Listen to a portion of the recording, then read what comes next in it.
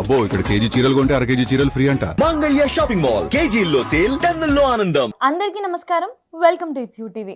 ప్రస్తుతం మనతో పాటు ఉన్నారు ప్రముఖ ఆధ్యాత్మికవేత్త, జ్యోతిష్య వాచస్పతి బ్రహ్మశ్రీ పోతుకుచ్చి చంద్రమౌళి శాస్త్రి గారు. గురుగారితో మాట్లాడి మనకున్న సందేహాలన్నింటినీ కూడా నివృత్తి చేసుకునే ప్రయత్నం చేద్దాం. అంతకంటే ముందు ఇటువంటి ఆధ్యాత్మికపరమైన వీడియోస్ కోసం ఇప్పుడే మన ఛానల్ని సబ్స్క్రైబ్ చేసుకోండి. నమస్కారం గురుగారు. ఓం గం గణపతయే నమః. గురుగారు, మరి కన్యా రాశి వారికి ఏ విధంగా ఉంది శని వక్రించడం వల్ల? ఫలితాలు ఉంటాయా, కష్టాలు ఉన్నాయా? అమ్మ, అంటే చాలామందికి ఏంటంటే శని భగవంతుడు అంటే కష్టాలు పెడతాడు అనుకుంటారు. అవును, కష్టాలు మనం కొని తెచ్చుకునేవే ఎక్కువ ఉంటాయి, ఆయన పెట్టడు. ఆయన మన కష్టాలకి కారకుడు మాత్రమే, చేసేదంతా మనమే, ఆయన చేయడు దగ్గరుండి. అయితే ఏంటంటే ఇక్కడ విషయం, కన్యారాశి వారికి ప్రజెంటు సప్తమ స్థానంలో శని ఉండటం. ఆయన జూలై 26 నుంచి వక్రించి అక్టోబర్ 9 వరకు బుధ నక్షత్రంలో ఉంటాడు. ఈ బుధ నక్షత్రంలో ఉన్నప్పుడు వీరికి వ్యాపారపరమైనటువంటి ఆలోచనలన్నీ కూడా ఈ లోపలంతా ఒక రకంగా ఉంటే, ఈ వక్రించినప్పుడు ఉండేటటువంటి పరిస్థితులు ఇంకోలా ఉంటాయమ్మా. వీళ్ళు వ్యాపార రీత్యా పెట్టుబడి పెట్టడానికి డబ్బులు అడుగుతారు, ఏ బ్యాంకింగ్ సంస్థలను, లేకపోతే పెట్టుబడికి సంబంధించి ఎవరికైనా చిట్టీలు వేసుకుంటారు కొంతమంది. చిన్న వ్యాపారస్తులు కానీ పెద్ద వ్యాపారస్తులు, చిన్న వ్యాపారస్తులు అయితే ₹1,00,000 వేసుకుంటారు, పెద్ద వ్యాపారస్తులు ₹1,00,00,000 చిట్టి వేసుకుంటారు. అవి వస్తాయి కదా, చక్కగా వ్యాపారం పెట్టుకుందాం, వృద్ధి చెందుదాము అని వారి జన్మజాతకంలో ఎక్కడో ఆ దశలో అంతర్దశలో ఆలోచన కలుగజేస్తాయి. దాన్ని ఏం చేస్తాడు శని భగవంతుడు, ఇక్కడ వాళ్ళకి ఇప్పటి వరకు ఆ 26వ తారీఖు వరకు దాన్ని పాజిబుల్ చేయడానికి ఏదో లేట్ చేస్తాడో, కొంతవరకు చాలామందికి ముందుకు వెళ్ళిన పరిస్థితులు ఉన్నాయి. కానీ ఇప్పుడున్న పరిస్థితుల్లో వారికి కొంతమంది వెయిట్ చేసి లేకపోతే వ్యాపారంలో ఒకరి మీద ఒకరికి అనుమానాలు కలగటం, దాని ద్వారా వ్యాపారాలలో ఒకరికొకరు దూరం అయిపోవటం. ఇక ఏం చేస్తారు, వ్యాపారం మీద విరక్తి చెంది ఉద్యోగం చేసుకుందాము ప్రశాంతంగా, ఉద్యోగం ద్వారా ఎర్నింగ్ చేసుకుందాము, మన గ్రహస్థితి ఇలాగే ఉంది, బాగాలేదు అని ఆలోచనలు ఇప్పుడు క్రియేట్ చేస్తాడు ఆయన, ఇది శని భగవంతుడు. అట్లాగే ఇప్పుడు ఆయన వక్రించినప్పుడు ఏమవుతుందంటే అమ్మ, కొంతమంది భార్యాభర్తలు అంటే దంపతులు అంటారు కదా, ఆ దంపతుల మధ్య కాస్త సౌఖ్యకరమైనటువంటి వాతావరణం దెబ్బతింటాం, కోర్టు సమస్యలు అనేటటువంటి వాళ్ళకి టచ్ కావటం, దాని ద్వారా ఇరువురి మధ్య కూడా కొంత ఇబ్బందికరమైనటువంటి పరిస్థితులు కలగటం.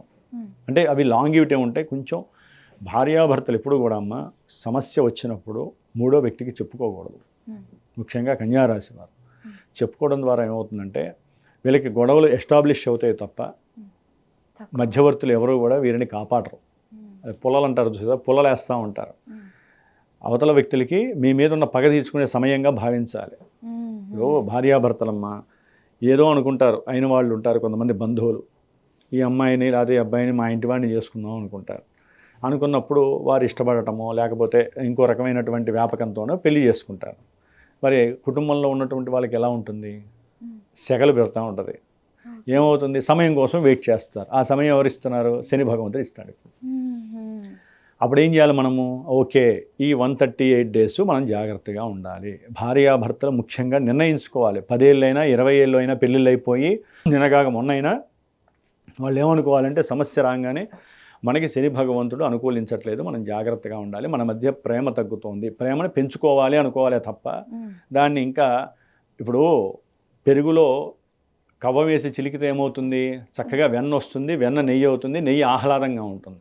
కానీ దంపతుల మధ్య కానీ వ్యాపార భాగస్వాముల మధ్య కానీ చిలికామనుకోండి, అంటే వాళ్ళే మాటల యుద్ధంతో చిలుక్కున్నారనుకోండి, ఏమవుతుంది, ఆ వ్యవస్థ సర్వనాశనం అవుతుంది, విషం అవుతుంది. అందుకనే మనం కూడా ఎలా ఉండాలంటే ఒక వెన్న తర్వాత నెయ్యిలాగా ఆలోచించాలే తప్ప ఇక గొడవ బిగినైంది కదా అని చెప్పి దాన్ని చివరికి తీసుకెళ్ళి కోర్టు దాకా ఎవరు తీసుకెళ్ళకూడదు. ఎందుకంటే అమ్మ నాకు వచ్చేటటువంటి ఫోన్ కాల్స్లో ఎక్కువగా ఇవే ఉన్నాయి కాబట్టి చెబుతున్నా. అంటే ఈ కుటుంబ వ్యవస్థలో సమస్య ఎక్కడ వస్తుందంటే ముందు మాట, కమ్యూనికేషన్ దెబ్బతింటాం. ఆ కమ్యూనికేషన్లో ఎవరో ఒకళ్ళు ఒత్తిడి తీసుకురావటం. అసలు ఈ మాట తేడా ఎక్కడ వస్తుందంటే వీళ్ళు చేసే ఉద్యోగ వ్యవస్థ, వ్యాపారాలు, వీటిల్లో ఎక్కడో అక్కడ సమస్యలు తీసుకొచ్చి గృహంలో ఈ సమస్య వీళ్ళు పెద్దది చేసుకుంటున్నారు. కాబట్టి దంపతులకు ఒకటి సూచన, సమస్య వస్తే మీరే కూర్చోండి, లేకపోతే దేవాలయానికి వెళ్ళండి, లేకపోతే మీకు ఆహ్లాదంగా ఉండే ఏదైనా ఒక ప్రదేశానికి వెళ్ళండి, లేకపోతే ఇంట్లో టీవీ చూస్తూనే సరే ప్రశాంతంగా మాట్లాడుకొని గొడవ ఎట్లా స్టార్ట్ అయితే దాన్ని అట్లా కిందకి దింపుకోవడానికి ప్రయత్నం చేయటం ఉత్తమమైనటువంటి లక్షణం. ఈ రోజుల్లో పెళ్ళిళ్ళు కావటమే చాలా సమస్య. యాక్చువల్గా వీళ్ళకి తెలుసు కన్యారాశి వారికి సప్తమంలో శని ఉన్నాడు, ఎన్ని సంబంధాలు చూసినా అవి రావటం పోవటం రావటం చూసేయటం, మళ్ళీ ఫోన్లు ఎత్తని వాళ్ళు ఉంటారు కొంతమంది. ఫోన్ ఎత్తినా కూడా లేదండి మేము వేరే అనుకుంటున్నామని చెప్పిన వాళ్ళు చాలామంది ఉన్నారు ఈ కన్యారాశి వారికి. అప్పుడు ఏం చేయాలి కన్యారాశి వారు? వచ్చిన సంబంధాన్ని జాగ్రత్తగా చూసుకొని అమ్మాయి ఏం సంపాదిస్తోందని కానీ, లేకపోతే అబ్బాయి ఎన్ని ఆస్తులు ఉన్నాయి, అబ్బాయికి కారు ఉందా, అత్తమామలు ఉన్నారా, అక్క చెల్లెలు ఉన్నాయి, ఇవేం చూడకూడదు. అబ్బాయి బాగున్నాడా, చదువుకున్నాడా, ఓకే అంతవరకు చూసుకోవాలి. అమ్మాయి అనుకోవాలి, అమ్మాయి బాగుందా, ఓకే. ఇలా అనుకొని పెళ్ళిళ్ళు చేసుకుంటే నిలబడతాయే కానీ ఆస్తులు చూసుకొని భార్యాభర్తలు అయితే ఏ సంబంధాలు నిలబడో. వీళ్ళ ఆస్తులన్నీ కోర్టులకి ప్లేడర్లకి పెట్టి సర్వనాశనం చేసుకోవడానికి తప్ప కుటుంబ వ్యవస్థలు వీళ్ళకి వృద్ధి చెందవు. కాబట్టి వివాహం చేసుకునే వాళ్ళు ముఖ్యంగా కన్యారాశి వారు ఇప్పుడు కొంచెం జాగ్రత్తగా వహించండి. 4.5 months సంబంధాలు వస్తాయి. జాతకంలో ఏదైనా ఒక గ్రహదశో అంతర్దశో కలుపుతుంది సంబంధాలని. రాని లేదు అనుకునంగానే ఈయన వక్రించంగానే సంబంధాలు రావడం ఈయనవుతాయి. ఇప్పుడు చేసుకుంటే వాళ్ళకి సమస్యలు చాలా ఎదురయ్యే అవకాశాలు ఉంటాయి. ఎందుకంటే ఆయన 6వ భావ ఫలితాలు ఇస్తాడు. డిసెంబర్ 11 తర్వాత మళ్ళీ వివాహం చేస్తాడు ఆయన. కానీ ఈ లోపల సంబంధాలు ఇప్పటివరకు ఆలస్యం అయ్యాయి రాని వాళ్ళకి ఒకసారి అవకాశం ఇస్తాడు శని భగవంతుడు. అరే మిమ్మల్ని పరీక్ష చేస్తాను, సంబంధాలు వస్తాయి, జాగ్రత్తగా ఉండండి. ఇక సంతానరీత్యా చక్కగా ఆలుమగలు ఇరువురు కూడా ఆనందంతో ఉండేటటువంటి పరిస్థితులు ఉంటాయి. అంటే సంతానం ఉన్నటువంటి వాళ్ళు కానీ సంతానం గురించి ఆలోచించే వాళ్ళకి కొంచెం ఇది వికటమైనటువంటి పరిస్థితులు. సంతానపరంగా విపరీతమైనటువంటి కష్ట నష్టాలు కొంతమంది అనుభవిస్తారు. కొంతమందికి సంతానం కలుగుతుంది అనుకుంటే అది కాస్త ఫెయిల్ అయ్యి బాధపడే వాళ్ళు ఉంటారు. వివాహం అవుతుంది అనుకున్న వాళ్ళకి వివాహంలో వివాహ ఆటంకాలు ప్రతిబంధకాలు వస్తాయి. అంటే ఇలా నెగిటివ్ చెబుతున్నామని కాదమ్మా. ఆయన వక్రించినప్పుడు లెక్క ప్రకారం కన్యారాశి వారికి మంచివాడేనమ్మా. ఏది న్యూట్రల్గా ఉంటాడు. అట్లానే ఆరోభావం ఉంది కదా. ఆరోభావం ఏంటి? శత్రుభావం, రోగభావం, రుణభావం. కొంతమందికి హెల్త్ పరంగా నిలబడే స్టామినా వస్తుంది. కొంతమందికి ఉద్యోగాలు వచ్చే అవకాశాలు ఉంటాయి. వ్యాపారంలోంచి ఇందాక చెప్పా కదా, వ్యాపారం నుంచి ఉద్యోగాల్లో మారుతారు. ఇప్పటివరకు ఎంతోమంది విదేశాల్లో ఉన్నటువంటి వాళ్ళు ఉద్యోగాలు రాలేదని చెప్పి బాధపడుతున్న వాళ్ళకి కొంతమందికి ఉద్యోగాలు వచ్చే అవకాశం కన్యారాశి వారికి ఉంటుంది. ఎప్పుడు? అక్టోబర్ 9 తర్వాత. అక్టోబర్ 9 వరకు మాత్రము వీరికి కొంచెం అప్రస్తుతంగానే ఉంటుంది పరిస్థితి. అంటే కొంతమంది ఉద్యోగాలు చేస్తారమ్మా, డబ్బులు మాత్రం ఇవ్వరు కన్యారాశి వారికి.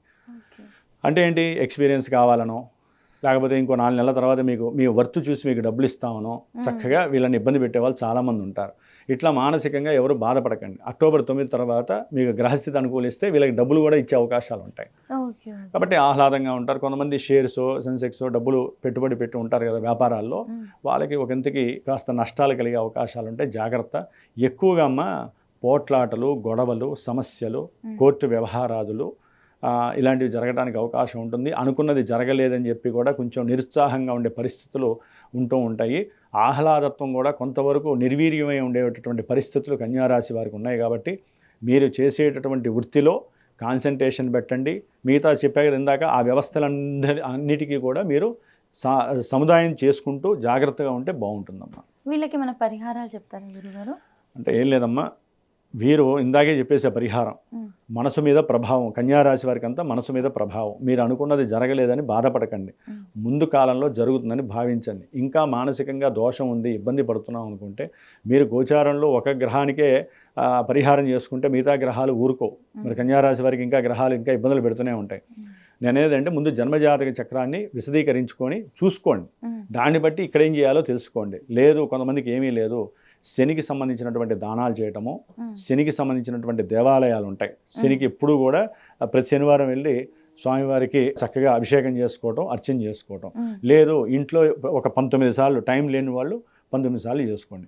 ఇంకా మాకు ఈ సమస్యలు ఉన్నాయండి, మాకు ఇలా ముందుకు వెళ్ళాలి కార్యక్రమాలు అనుకుంటే నన్ను టచ్ అవ్వండి. చక్కగా ఆయనకి సంబంధించిన వైబ్రేషను అంకెలు ఉంటాయని చెప్పాను కదా, చిన్న రాగి రేకు మీద చక్కగా రాసి 11 రోజులు రుద్రాభిషేకం చేసి శని మంత్రం చేసి ఇస్తాను. హోమం కూడా చేసి ఇస్తాను. దానికి తగ్గట్టుగా మీకు మంచి వైబ్రేషన్స్ ఆయన ఇస్తాడు. ఖచ్చితంగా గురుగారు, మంచి విషయాలు చెప్పారు గురుగారు. ధన్యవాదాలు. ఓం నమః శివాయ.